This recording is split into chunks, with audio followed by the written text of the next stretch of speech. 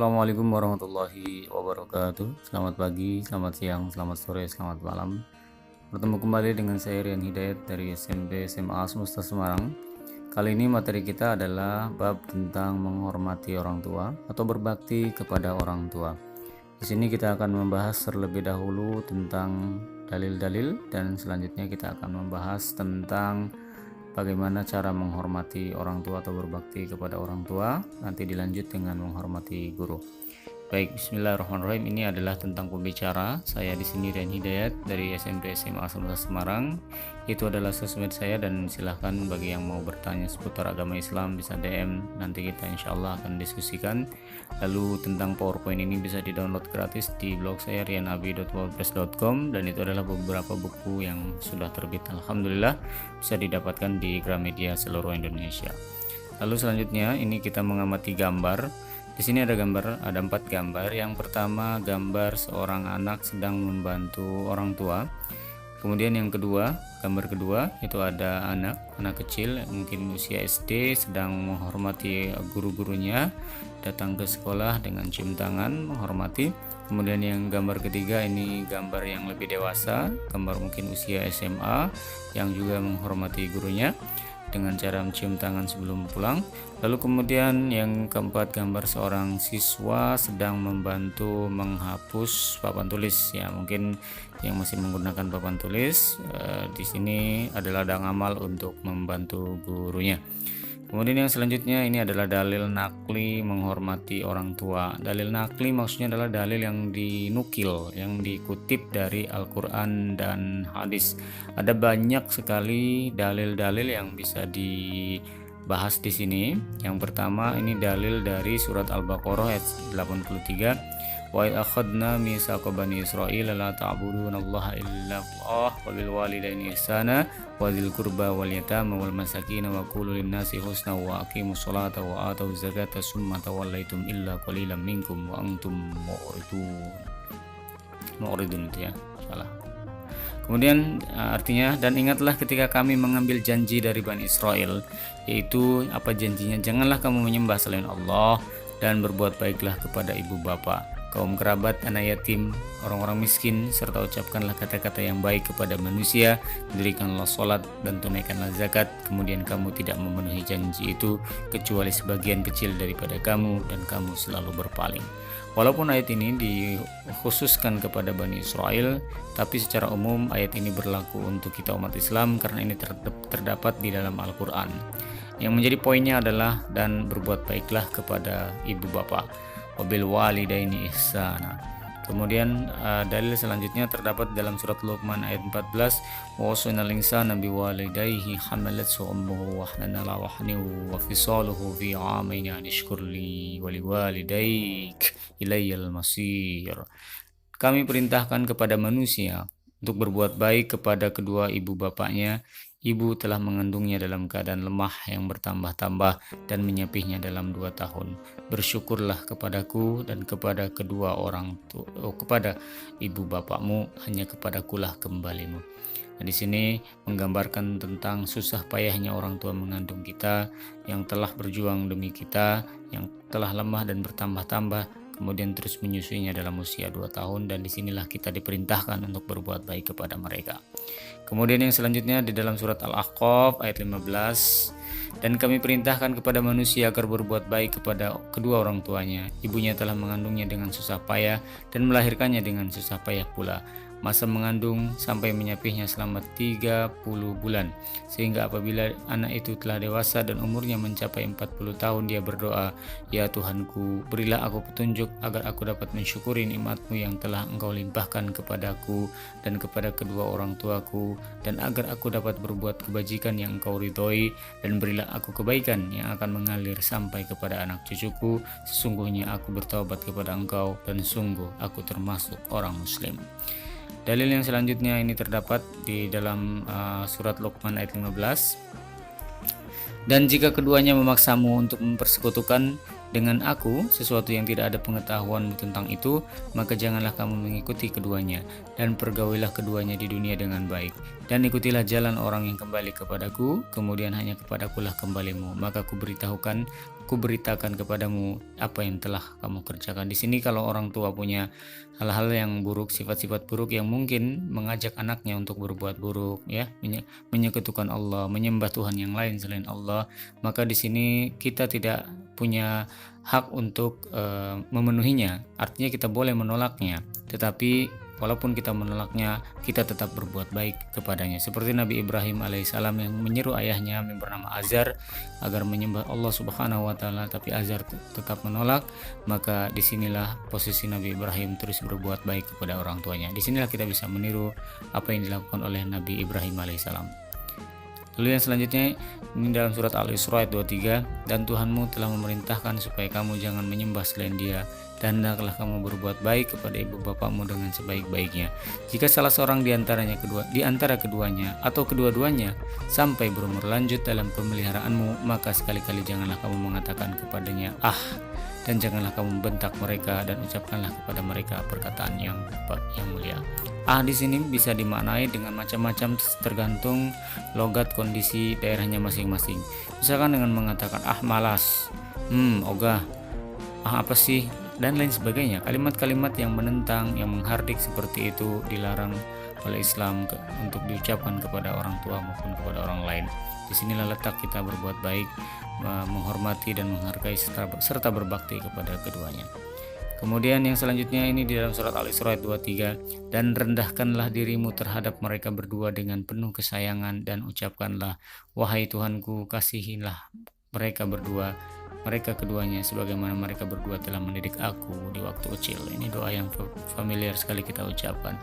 Kalau ada orang tua yang mungkin anaknya jauh lebih pintar dari segi akademik, dari segi pendidikan, telah S1, S2, S3, bahkan jadi profesor dan sebagainya, sementara orang tuanya misalkan hanya lulusan SD, maka di sini sang anak tetap harus merendahkan dirinya terhadap orang tuanya.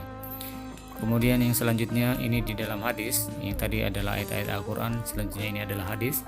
Abdullah bin Mas'ud bertanya kepada Rasulullah Shallallahu Alaihi Wasallam, amalan apakah yang dicintai oleh Allah? Beliau menjawab, sholat pada waktunya. Kemudian apa? Beliau menjawab, berbakti kepada orang tua. Kemudian apa? Beliau menjawab, jihad fi sabilillah. Ini 3 amalan yang dicintai oleh Allah Subhanahu wa taala. Sholat tepat pada waktunya, berbakti kepada orang tua, dan jihad fi sabilillah, berjuang di jalan Allah. Hadis kedua dari Imam Bukhari dan Muslim dari Abu Hurairah radhiyallahu anhu berkata, ada seorang lelaki datang kepada Nabi Shallallahu Alaihi Wasallam dan bertanya, ya Rasulullah, apakah perintahmu padaku? Nabi bersabda, berbaktilah kepada ibumu. Kemudian orang tadi kembali bertanya kepada Nabi seperti tadi. Nabi menjawab, Nabi bersabda, berbaktilah kepada ibumu. Kemudian orang tadi bertanya lagi. Nabi bersabda, berbaktilah kepada ibumu. Kemudian orang tadi bertanya yang keempat kalinya, dan Nabi bersabda, berbaktilah kepada ayahmu. Ibumu, ibumu, ibumu, lalu ayahmu. Ini keutamaan ibu dibandingkan ayah. Kemudian hadis selanjutnya dari Abu Usaid Malik bin Rabi'ah As-Sa'idi, yang berkata, pada suatu ketika kami sedang bersama di sisi Rasulullah Sallallahu Alaihi Wasallam, datanglah seorang lelaki dari Bani Salamah seraya bertanya, ya Rasulullah, masih adakah sesuatu kebaikan yang boleh saya kerjakan untuk ibu bapak saya sudah matinya? Rasulullah bersabda, iya ada, yaitu sembahyang atas jenazahnya, meminta ampun baginya, melaksanakan janjinya, menghormati sahabatnya, dan menyambung keluarga yang dikenal karena kedua orang tuanya. Ini adalah amalan-amalan yang bisa dilakukan oleh seorang anak jika orang tuanya sudah meninggal dunia. Selanjutnya dari Abi Bakrah radhiyallahu anhu berkata, Nabi Muhammad sallallahu alaihi wasallam bersabda, maukah aku tunjukkan kepadamu tentang dosa yang paling besar?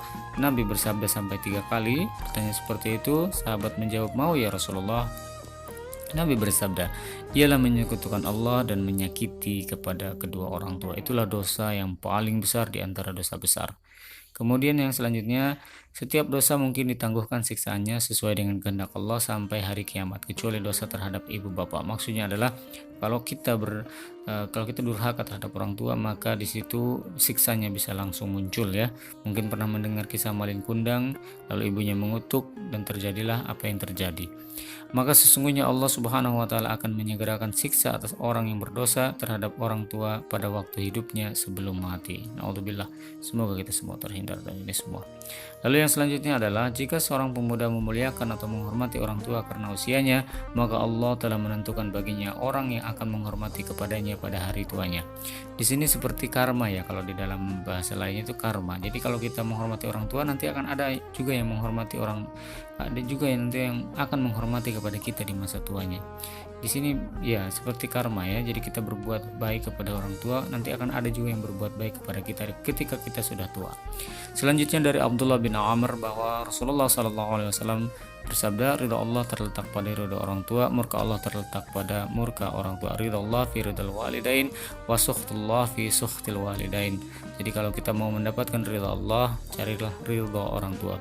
Kalau kita mau mendapat murka dari Allah, maka murka dari orang tua itulah jalannya. Kemudian ini ada 3 amalan yang tidak akan terputus pahalanya. Idza matal insanu in qata'a anhu amaluhu illa min salasin illa min shadaqatin jariyatin aw ilmin yuntafa'u bihi aw waladin shalihin yad'u lahu. Pertama, sedekah yang mengalir, sedekah jariyah. Sedekah jariah ini macam-macam ya. Misalkan kita ngasih sendal di musola, itu sedekah jariah. Membangun masjid yang besar-besar itu, membangun jembatan dan sebagainya, itu sedekah jariah. Memberikan buku, memberikan sejadah, memberikan minyak wangi, memberikan alat tasbih kepada orang lain, memberikan Al-Quran kepada orang lain, santri dan sebagainya, itu adalah amal jariah. Kemudian yang kedua, ilmu yang bermanfaat. Ilmu yang bermanfaat yang kita bagikan ya. Share ilmu yang kita berikan, posting-postingan kita yang bermanfaat yang membuat orang lain berilmu. Nah, itu semua adalah ilmu yang bermanfaat yang pahalanya akan terus mengalir. Misalkan kita bikin blog, lalu di situ ada ilmu-ilmu yang bisa diberikan kepada orang lain dan orang lain terus mengamalkannya, itu adalah amal jariah. Kemudian yang ketiga adalah anak soleh yang mendoakan bagi kedua orang tuanya.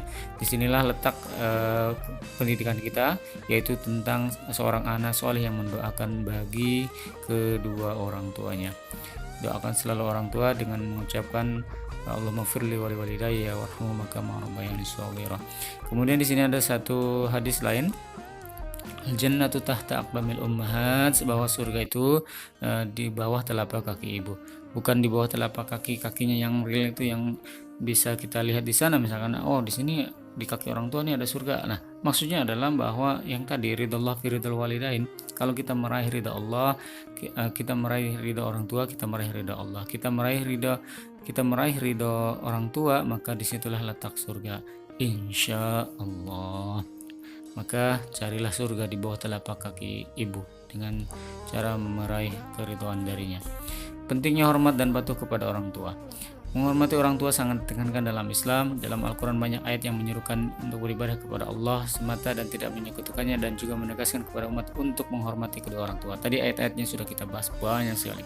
Agama Islam mengajarkan dan mewajibkan kita sebagai anak untuk berbakti dan taat kepada ibu bapak. Orang yang berbakti kepada orang tua, doanya akan lebih mudah dikabulkan oleh Allah Subhanahu wa taala. Birrul walidain, ada birrul walidain dan ada uququl walidain.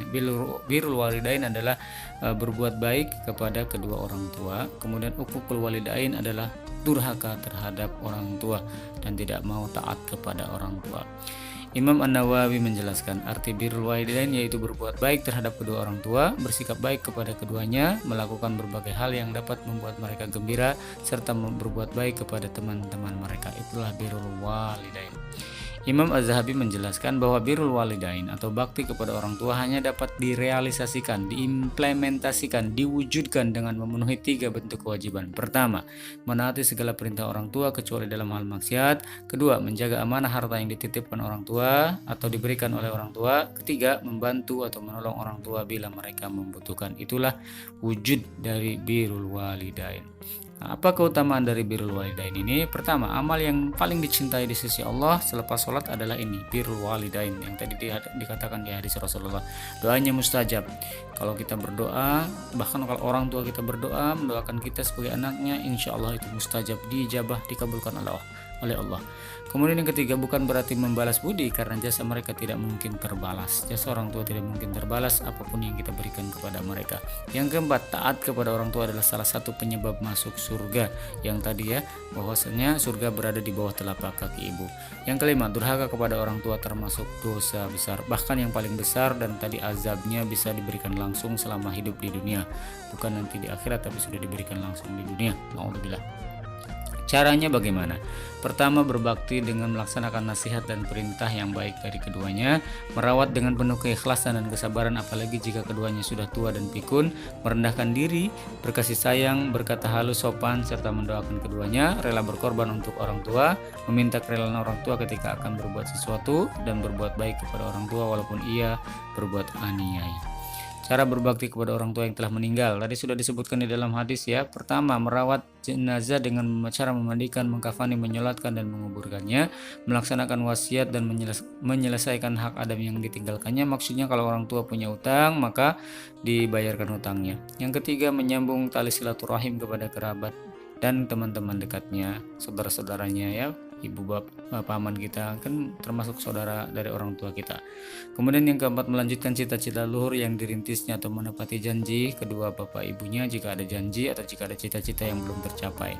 Mendoakan ayah ibu yang telah tiada dan memintakan ampun kepada Allah dari segala dosa bagi orang tua kita. Hikmahnya apa? Hikmah berbakti kepada orang tua. Pertama, berbakti kepada orang tua merupakan amalan yang paling utama. Apabila orang tua kita ridho atas apa yang kita perbuat, Allah pun akan ridho. Berbakti kepada kedua orang tua dapat menghilangkan kesulitan yang sedang dialami. Yang keempat, berbakti kepada kedua orang tua akan diluaskan rezekinya dan dipanjangkan umurnya. Kelima, berbakti kepada kedua orang tua dapat menjadikan kita dimasukkan ke dalam surga. Mau kita dijadikan sebagai raja, maka jadikan orang tua kita sebagai raja. Dikisahkan ada seorang lelaki yang menghadap Nabi Muhammad SAW dan berkeinginan untuk berbaiat kepada Nabi. Berbaiat itu sumpah setia ya kepada Nabi serta ikut berjihad dengan tujuan mencari pahala dari Allah.